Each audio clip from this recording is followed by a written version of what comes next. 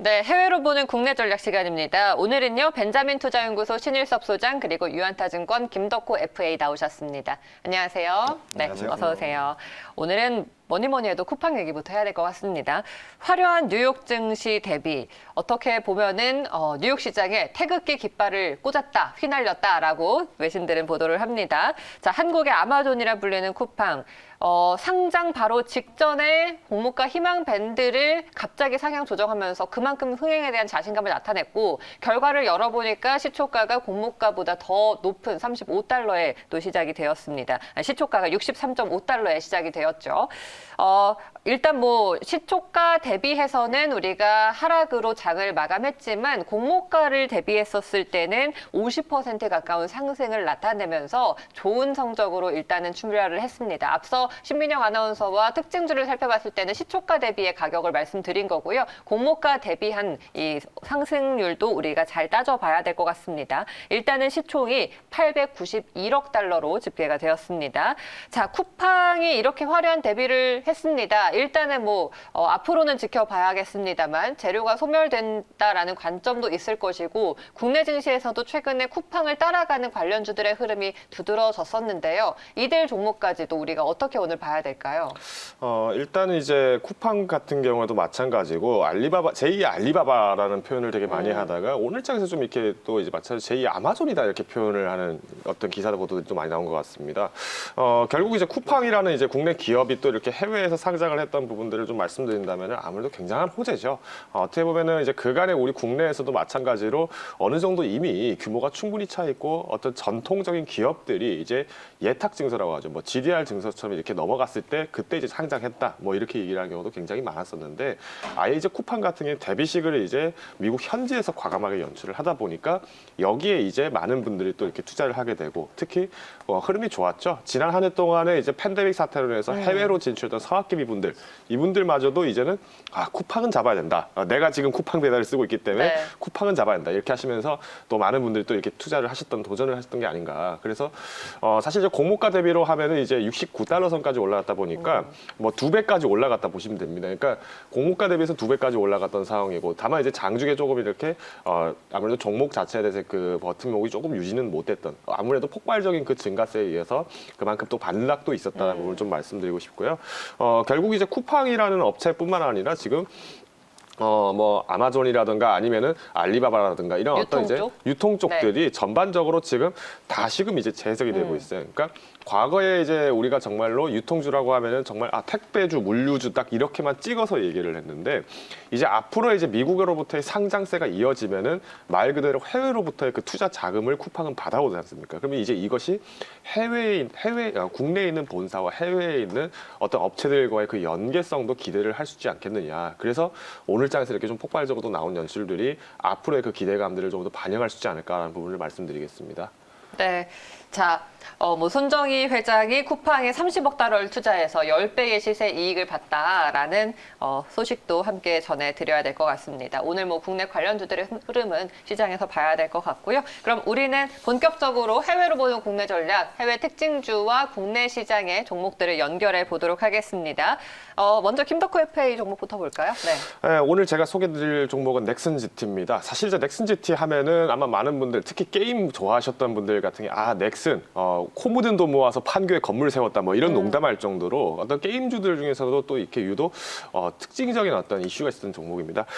제가 이제 그 해외 관련 종목으로는 제가 로블록스를 제가 좀 잠깐 언급을 드리고자 하는데요. 아무래도 이제 최근에 미국에서 이제 IPO에 관련 연풍들이 굉장히 크게 불면서 로블록스를 비롯해서 지금 쿠팡까지도 이런 어떤 좋은 흐름들이 연일 나타나고 있습니다. 로블록스는 쉽게 말씀드리면은 우리가 온라인 소꿉놀이다라고 보시면 됩니다. 즉 우리가 이제 우리가 가상 세계 AR이라든가 VR이라든가 이런 개념들이 이제는 메타버스라는 어떤 세계관으로서의 그 인정이 되기 시작하면서 우리가 현실에서 하고 있는 것이 모든 게 끝난 게 아니다. 우리가 가상 세계에서의 그 활동들이 결국은 현실 세계와 연장이 됐을 때 이것이 결국에는 우리가 그토록 원하던 증강 현실이다. 혹은 가상 현실의 그 연장선이다. 실사판이다. 이렇게 얘기가 되는 건데요.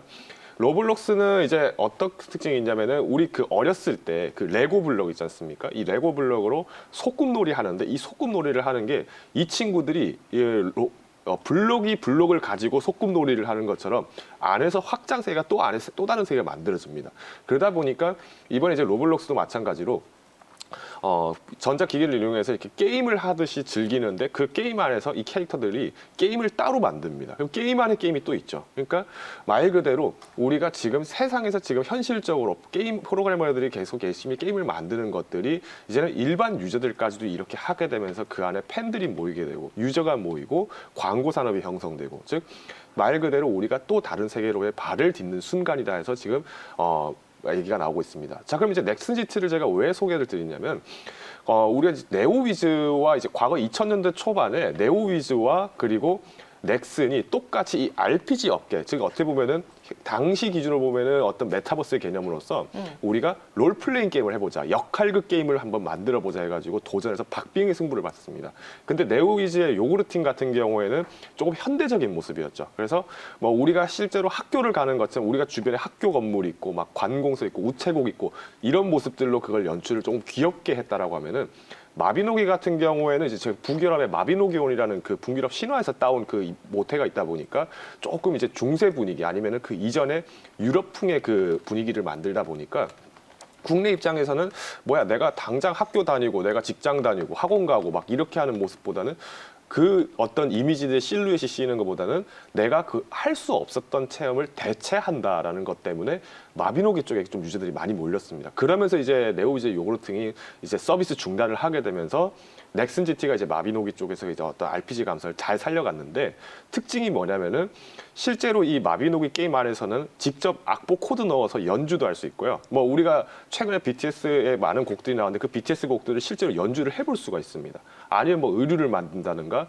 이걸로 거래를 하고 뭐 길드를 만들고 옛날에 우리가 NC소프트에서 리니지가 마찬가지로 리니지 공성전 할 때 누구누구님 이렇게 뭐 실명 부르지 않고 닉네임 부르면서 막 형님 누나 이렇게 하면서 막 지냈던 것들이 넥슨 GT에 이런 감성들이 사라져 있었다.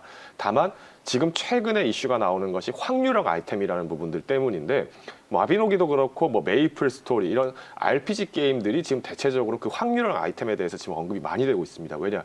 그만큼 어떤 이제 그 수요층들이 굉장히 탄탄한 편이고 거기 팬심들이 많이 자극이 돼 있다 보니까 확률형 한번 너희 까봐라. 너희가 얼마나 공정하게 그 확률을 정확하게 제시했고 거기에 너희가 맞추어서 얼마나 착취를 했느냐 이 논란이 나오게 되면서 최근에 어떤 이제 넥슨 GT라든가 이런 RPG류 게임을 많이 만들었던 회사들의 주가가 단기간에 좀 많이 빠졌습니다. 그러면 이거는 어떻게 보셔야 되냐? 이제 우리가 메타버스라는 어떻게 보면 증강현실 세계 속에서의 그 연장선을 볼 때는 이미 그것에 경험이 있는 게임 회사들이 이후에 우리가 뭐 페이스북에서 만들었던 뭐 오큘러스처럼 이런 가상현실 부분들에 투자를 하더라도 경험의 그 토대가 우리는 이미 이거 해봤어. 그러니까 우리가 게임주가 아니라 이제는 본격적으로 이것이 먹거리고 미래 산업으로 간다? 그럼 과감하게 투자할 수 있는 그 매력 포인트가 나온다는 거죠. 그래서 오늘 최근에 이제 주가 부분들을 좀 말씀드리면은 마찬가지로 지금 12,000원, 13,000원에서 지금 왔다 갔다 하고 있는 부분인데 여기서 다시 이제 반등이 나오는 것이 결국에는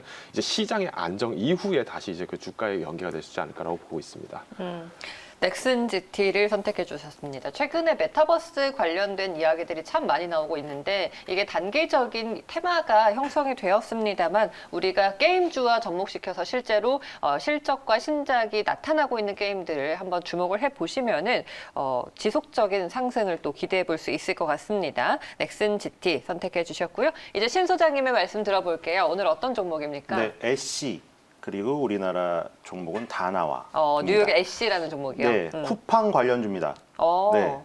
왜 쿠팡? 이거 좀 제가 우스갯소리를 드린 건데 쿠팡 관련주라고 해서 우리나라에서 뜨는 종목들이 지금 워낙 로켓 배송 때문에 네. 쿠팡의 가치가 높게 평가받았으니 물류나 택배에 관련된 종목들인데 그래요. 물론 그 오르니까 뭐 정당하게 시장에서 오르는 거니까 평가를 해줘야겠지만 뭐 재무제표가 엉망진창이잖아요.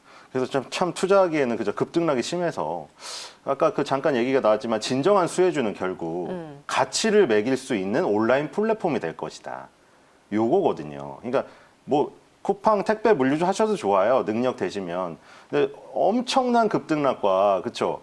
뭐 이제 상한가로 마감한 날만 보면은 아우 저거 아침에 살 걸 하지만 또 다음 날에는 또 변동성이 너무 심하고 장중에 흔들기 때문에 아 저거를 사고 버티고 장을 마감시킬 수 있을까 불안하잖아요. 그래서 얘기 나오는 게 이마트랑 네이버랑 협업한 이유도 그거잖아요. 네이버에서 우리가 온라인 장보기 그거 말고 온라인 장보기 홈플러스라는 거 들어있죠. 그건 이제 홈플러스에서 배송을 하는데 온라인 장보기라는 네이버의 틀만 씌워서 거기 들어가 있는 건데 네이버에서 거기 입점해 있는 셀러들 거 사면 그 셀러들이 지정한 뭐 한진 택배 무슨 뭐 있잖아요. CJ 대한통운 여기서 택배가 오잖아요. 그래서 3일 5일 걸리잖아요. 근데 똑같은 상품을 쿠팡에서 시키면 로켓 배송으로 새벽에 와요. 그리고 반나절 만에 오고. 그래서 네이버의 약점이 네이버 쇼핑이 유일하게 대항마로 거론되고 있는데 로켓 배송에 대항할 게 없다. 그래서 이마트랑 손을 잡았어요, 지금. 물류의 최강자랑. 그래서 그것 때문에 쓱닷컴의 가치가 올라가니 야 쓱닷컴도 그러면은 저희 가면 쿠팡보다 더 받지 않을까? 뭐 이런 얘기 나오면서 그럼 이마트 주가 올라야지. 이렇게 되는 거거든요. 그래서 지금 그 연장선상에서 애쉬를 들은 이유는 지금 애쉬는 그 코로나19 시대에 이제 그 집에서 예쁘게 마스크를 만든다거나 수공예로 그 원단을 가지고 자기가 막 뜨개질을 한 거예요. 그래서 예쁘게 해서 팔았는데 너무 잘 팔린 거예요. 특이한 마스크. 뭐 요즘에 여기 입이 보이는 마스크도 있잖아요. 그런 것처럼 네. 그런 것들을 팔았는데 되게 좋은 그 호감도를 얻었어요. 이번에 쿠팡이 상장할 때 IPO 할 때 가장 내세웠던 게 코호트라는 단어가 나왔어요. 코호트가 어디서 나왔냐면 우리 초반에 막 신천지 막 나오고 이랬을 때 코호트 격리로 그 병동 자체를 다 격리시켜 버리잖아요. 그러니까 동일한 그룹을 얘기하는 건데 그거를 예로 들었어요. 우리의 성장성을, 쿠팡의 성장성을. 뭐냐면 쿠팡이 5년 전에 가입한 회원을 추적 분석을 했더니 5년 전에 샀던 것보다 5년 후에 3, 4배의 구매 액수 증가가 있었다는 거죠. 그 코호트 집단을 그 분석을 했을 때 그래서 그걸 내세웠어요. 그걸 내세워서 JP 모건도 정말 이런 대단한 충성 고객이 있군요. 이러면서 쿠팡의 그 IPO에 들어왔잖아요. 애쉬도 마찬가지예요. 여기 지금 니드햄이라는 그 외국계 증권 그 분석 그 시설에서 내놓은 보고서에 이 보면은 충성 고객이 굉장히 강하기 때문에 앞으로 계속 거래액은 증가할 것이다. 아까 쿠팡의 그 얘기랑 똑같은 거예요. 그래서 우리나라에 왔을 때 다나와를 본 이유도 그거거든요. 다나와도 비교 검색 시장에서 강자기 때문에 계속 예전부터 M&A가 거론되던 종목이었어요, 이게. 이거 네이버나 카카오가 얘네를 그냥 인수해버려서 비교 검색을 거기서 해서 하는 게 낫지 않나. 제가 예전에 얘기 드렸지만 저는 다 돌려본다고 했잖아요. 다나와에서 일단 시작을 해서 비교 검색을 돌려본 다음에 네이버에서 또 순차로 한번 해봐요. 이게 다르더라고요, 다들. 제가 댓글을 봐도 다 달라요. 이게 품목별로 다르기 때문에 다 돌려봐야 된다고 하더라고요. 이게 불편하잖아요. 그럼 차라리 그걸 인수를 해가지고 한 덩어리에서 그냥 네이버에서 싹 하면은 더 편하잖아요. 그래서 항상 거론이 되던 이 몸값이 높아질 수밖에 없는 거죠. 쟤네를 인수해버릴까? 이렇게 입맛을 다시는 대기업들이 많은 거죠. 그러니까 다나와는 처음에는 원래 그 컴퓨터, IT 가전기기로 시작을 했다가 요즘에는 뭐 여성용품이나 여행 상품 이런 것까지 팔아요. 그래서 굉장히 지금 그 카테고리가 다변화되면서 층이 다양화되고 있죠. 옛날에는 뭐 청소년이라든가 남성 조립 컴퓨터 주로 사시는 분들이 이제 용산을 가다가 오프라인이 완전 용산이 죽으니까 여기서 이제 샀거든요. 그러다가 이제 굉장히 다양화돼서 늘어났죠. 그러니까 카테고리의 다변화랑 비교 검색의 우위에 있는 이 플랫폼의 이 우위가 대기업들의 입맛을 다지고 있다. 그러니까 요 다나와도 결국 그 생각을 해보게 되는 거죠. 오늘 뭐 제가 지오소프트 얘기를 너무 많이 해서 오늘 지오소프트 얘기를 안 해서 그런 건데 지오소프트도 똑같은 거예요. 그러면은 마켓컬리는 얼마 거냐? 그럼 오아시스는 얼마야? 이게 지금 계속 나오게 된다니까요. 지금 이게. 쿠팡이 딱 정해졌잖아요. 지금 한 70조로 정해졌기 때문에 야 쿠팡이 70조면은 우리나라에는 걸출한 플랫폼들 많은데 쓱닷컴 한번 해봐, 마켓컬리 한번 해봐, 오아시스 한번 해봐, 다나와 한번 해봐, 얼마 것 같아? 이렇게 되는 거예요. 그리고 지금 사실 제일 좀 아쉬운 사람은 셀트리온인 것 같은데 제 생각에는 셀트리온 서정민 회장님이 옛날에 뉴욕 증시에 갔으면 어땠을까? 이렇게 공매도에 시달리면서 힘들게 이러고 있지 않았을 거라는 저는 생각이 드는데 업종이 다르니까 논외로 하고 지금 업종이 같은 데에서 유통 플랫폼을 강하게 갖고 있는 업체들은 계속 그 얘기가 나올 거예요. 이 가치가 얼마냐? 야, 쿠팡이 저만큼 받았는데 우리는 얼마냐? 계속 그 얘기가 나올 거기 때문에 그 연장선상에서 다나와도 보셔야 되고, 물론 네이버 카카오도 좋아요. 근데 초대형주라서 약간 중소형주를 소개시켜드리는 입장에서 다나와를 했고요. 이게 여행 상품이 이제 조금 더 풀리게 되면, 다나와도 생활용품이나 여행 상품이 풀리게 되면, 다나와가 지금 코로나19 사태에서 굉장히 태블릿 PC라던가 네. 이 마이크로폰이라던가 이런 것들이 매출이 되게 엄청나게 늘었거든요. 근데 소비재 시장이 또 있어요, 이쪽이. 그래서 그쪽 경기 회복으로 본 그 부분도 지금 좋기 때문에 알겠습니다. 여러 가지가 다 좋아요. 네. 그래서 지금 이 다나와를 보시면 좋을 것 같습니다. 다나와. 네, 알겠습니다. 소비 유통 쪽 계속해서 우리가 지켜보고 있고요. 플랫폼 관련주 다나와를 또 선택을 해주셨네요. 이번엔 김노크 FA의 토픽도 볼까요? 네, 이번에 소개드릴 종목은 또 롯데 정밀화학입니다. 뭐 사실 화학주로 이렇게 인식하시는 분도 많은데 오늘 제가 소개드릴 이슈는 바로 이제 그 대체육, 그러니까 비건 버거 관련된 부분들 조금 얘기를 드리겠습니다. 네. 해외에서도 마찬가지로 지금 버거킹이라든가 맥도날드라든가 이런 업체들이 지금 어떤 비건 버거라고 하는 채식주의자들을 위한 대체육 산업 부분들을 굉장히 가속을 빠르게 하고 있는데요. 지금 이제 레스토랑 브랜드라고 하는 부분이 여기 이제 호튼이라든가 아니면은 파파이스 그리고 버거킹 이 3개 회사가 합작을 해서 만들어진 프랜차이즈고요. 맥도날드는 우리가 잘 아시는 잘 즐겨 먹는 이런 맥도날드 버거를 얘기를 합니다. 자, 근데 이제 뭐 레스토랑 브랜드뿐만 아니라 지금 최근에 이제 그 주가들이 어떤 식으로 나타나냐면은 레스토랑 브랜드나 이 맥도날드가 사실은 버거라고 하는 것이 외식 문화 위주로 되어 있다가 지금 딜리버리 서비스 때문에 그래도 코로나 때문에 수혜 받았지 않느냐 이렇게 말씀하신 분들이 많은데요. 오히려 미국 현재 입장에서는 그래도 여전히 그 매장 부분에 대한 매출 부분들이 굉장히 크기 때문에 여전히 그 실적 부분들이 회복이 채 되지 못했던 상황입니다. 반면에 이제 레스토랑 브랜드 같은 경우에는 또 이제 카페 산업 그리고 치킨, 버거 이 세 개의 프랜차이즈가 다 있다 보니까 지금 최근에 이제 주가가 같이 이렇게 올라오게 되면서 접종률 효과와 함께 이제 주가가 견인되고 있다는 부분 말씀드릴 수 있을 것 같고요. 맥도날드도 잠깐 제가 차트 한번 보여드리면은 실제로 이제 비건 버거를 출시하겠다라는 그 이슈 한 번 나오면서 주가가 한번 튄 적이 있어요. 지금 제가 딱 짚어드린 구간인데 이때 보시면은 지금 한번 살짝 튀어오는 게 이날이 우리 맥도날드도 이제는 채식주의자들을 위한 대체육 버거를 만들겠습니다 하고 그러고 이날 바로 꺼진 거예요. 그러니까 그만큼 지금 기존에 어떤 버거라고 하면은 우리가 막 쇠고기 막 이런 걸 얘기를 많이 했었는데 코로나 이슈 때문에 이런 고기 수요는 많아졌는데 실제로 낙농가들이 되게 많이 힘들어지다 보니까 산업을 포기해야 되고 이런 부분들이 컸다는 거죠.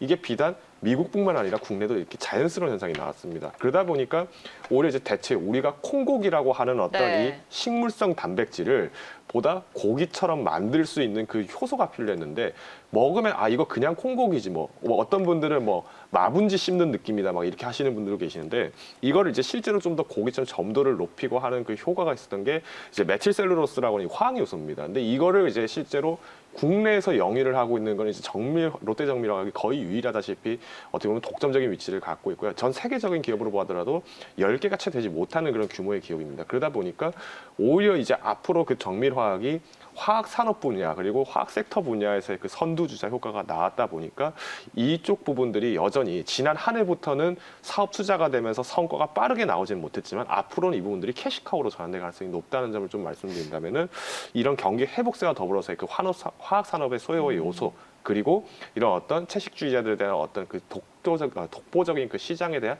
장악력을 가져갈 수 있는 종목이다라는 부분도 소개해드리겠습니다.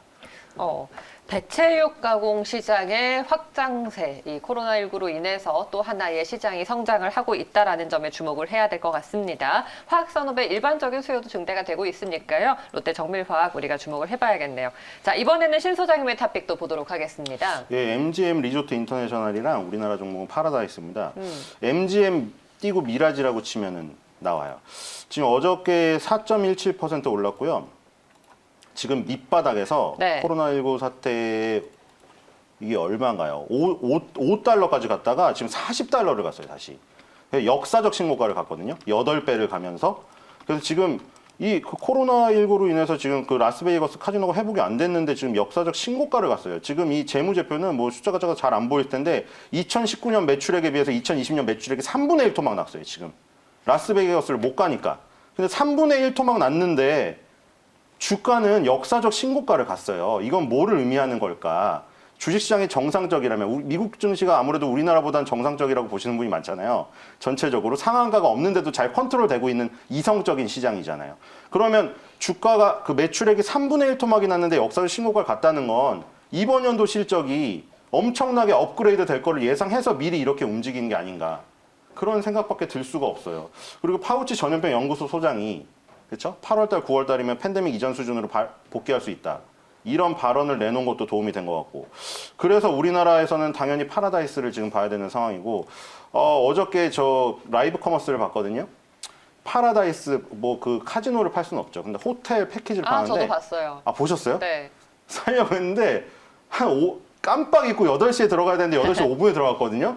다 끝났죠? 나갔어요. 네. 그래가지고 그 두 분이 나와가지고 막 거기 인천 직접 가서 설명을 하는데 설명하는 도중에 다 팔려가지고 설명을 나중에 앉아서 하는데 이미 상품은 팔려서 그냥 저희가 상품은 다 팔려서 죄송한데 설명만 할게요 이러고 설명을 했어요. 그러니까 그걸 보면은 다들 막 그거 살려고 난리거든요. 그러니까 지금 여행에 대한 해외여행을 못 가니까 호캉스라도 즐기려는 그 폭발적인 수요를 여기서 지금 봤다. 그리고 어저께 보니까 레이트 체크아웃이라고 1시까지 늘려줬더라고요. 11시 거를. 근데 그게 혜택일 수도 있는데 저번에 제가 살짝 얘기 드렸는데 앞에 그 시메르랑 그 놀이공원이랑 그걸 이용을 못 하게 돼 있어요, 지금.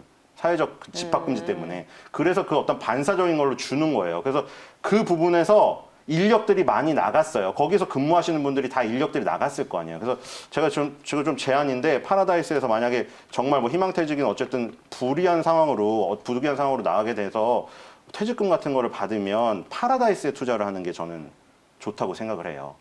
차라리 그걸로 무슨 약간 통닭집을 차리거나 이런 거보다는 파라다이스 투자하는 게 확률이 훨씬 높다고 생각이 돼요. 그래서 지금 뭐 MGM 미라지에서 봤듯이 매출액이 3분의 1 토막을 나도 역사적 신고가를 가는 이 상황을 본다면 이제 이 어떤 그 뭔가 지금 실적은 뭐 안 나오고 불확실하지만 주가가 미리 선반영해서 보여준다. 우리가 맨날 얘기를 하는 거지만 9.11 테러도 시장은 미리 알고 있었잖아요. 9.11 테러를.